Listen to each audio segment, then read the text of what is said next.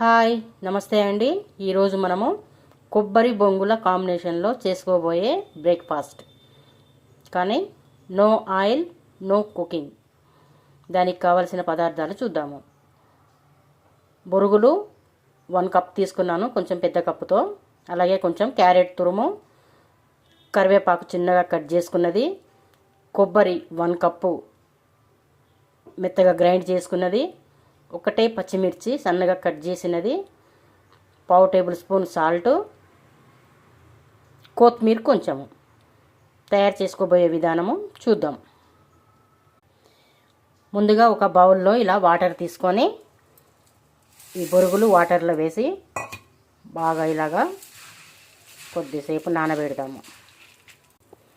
ఇలా నానబెట్టుకున్న బొరుగుల్ని గట్టిగా పిండి ఈ బౌల్లో వేసుకుందాం. మొత్తం ఇలా ఒక బౌల్లో బొరుగులు మొత్తం వాటర్ తీసేసి గట్టిగా పిండి ఇలా బౌల్లో వేసినాం కదా. ఇప్పుడు కొబ్బరి, పచ్చి కొబ్బరి అండి ఇది, అలాగే కరివేపాకు, క్యారెట్ సన్నగా తురుముకున్నవి, సాల్టు, ఒక పచ్చిమిర్చి, కొత్తిమీర, అలాగే కొంచెం లెమన్. ఇప్పుడు మొత్తం కలియపెడదాము. చూడండి, ఏ పోపు లేకుండా మంచిగా ఇలాగ మనము కలియపెట్టేసుకున్నాం కదా. ఇప్పుడు ఒక ప్లేట్లో సర్వ్ చేసుకుందాము.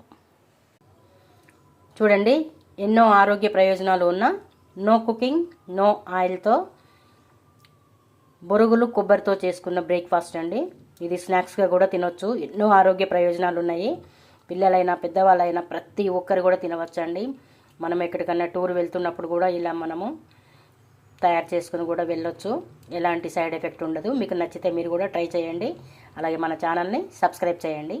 Thank you.